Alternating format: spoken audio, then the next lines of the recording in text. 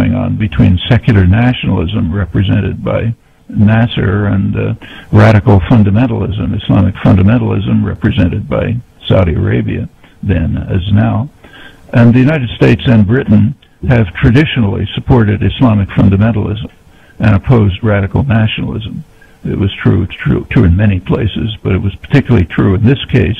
And this was of enormous significance because the radical nationalism of Nasser, whatever one thinks of him, carried with it the threat that the secular nationalist Arab forces might appropriate the resources, their own resources, for their own purposes. And that's impermissible. Those are our resources. That's official in U.S. policy. Leading policymakers describe the resources of the world as our resources, which by accident happen to be somewhere else. And people are not illegitimately allowed to take our resources, which happen to be under their soil, for their ends. And that's what secular nationalism threatened to do. Islamic fundamentalism was going to be susceptible, they assumed, to U.S. power, as it remains in Saudi Arabia and the Gulf. That one of the charges against Iran is that they're no longer living by that principle. And that's another unacceptable move. Well, in any event, in 1967, Israel essentially destroyed the central elements of secular nationalism and protected Saudi Arabia from the Nasserite threat and the Gulf generally. And it's at that point that U.S. relations with Israel shifted. Prior to that, they were friendly but more or less normal. After that, they became unique. There's nothing like it in the global system, and that remains true today. U.S. aid to Israel shot up. In American public opinion, in the media and the intellectual community, a love affair started with Israel, which before that had not received that much attention or interest. And that persists to the present.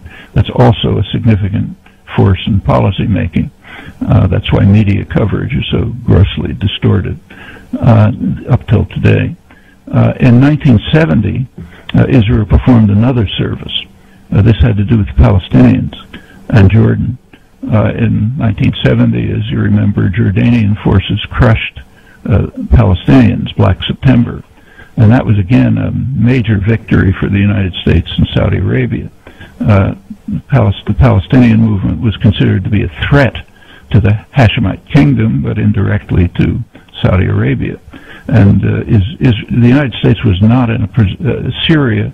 It looked for a moment as if Syria was going to intervene during Black September to protect the Palestinians. The U.S. certainly didn't want that, but it was completely tied down in Southeast Asia at that time and couldn't do anything. So it asked Israel to mobilize its forces and threaten Saudi Arabia with Syria with attack if they made a move, and Syria backed off, and everything worked out fine. And the U.S. aid to Israel practically quadrupled in 1970. It gained its position as what the Nixon administration called, it was in power then, called a cop on the beat. It was the local policeman, the local gendarme. The picture was that what has to be protected is Gulf oil. And that has to be, and the ruling powers have to be protected from their own populations, and that requires a police force. And the police force was made up of surrounding non-Arab countries. One was Iran, then under the Shah, so loyal. Another was Turkey. Another was Pakistan. And now Israel joined the group and became a leading member of the cops on the beat, the local policemen. The police headquarters, of course, is in Washington, and there's a kind of a branch office in London, and that's roughly the structure of how to control the energy resources of the region that more or less remains so. Slight changes.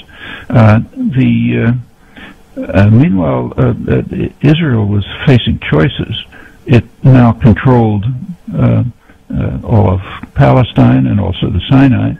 And Israel made a very fateful decision in 1971 which has kind of disappeared from history, but it's extremely important.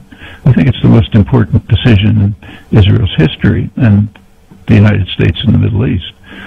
In 1971, President Sadat of Egypt, who had recently come into office, offered a full peace treaty to Israel. Full peace treaty. Nothing for the Palestinians. This is before Palestinian nationalism had entered the international arena. So nothing for the Palestinians, full peace treaty, would end any security problems for Israel with Egypt out of the picture and no Palestinians. In return, Israel was to withdraw to its borders. Now, actually, Sadat didn't care much about the West Bank. He put in the words, but he didn't care. What he cared about was the Sinai. So he wanted Israel to withdraw from the Sinai. Now, at that time, Israel was initiating major settlement programs in the northeastern Sinai. They were planning to build a huge city, the city of Yamit, on the Mediterranean in the Sinai, a lot of settlements at Kibbutzim. And Israel had to decide, do we want security or do we want expansion? It's a crucial decision. They could have had complete security and nothing for the Palestinians.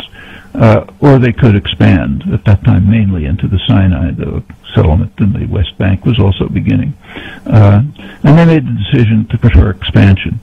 Well, the crucial question is always how would the United States respond? That's the godfather, so what's he going to do?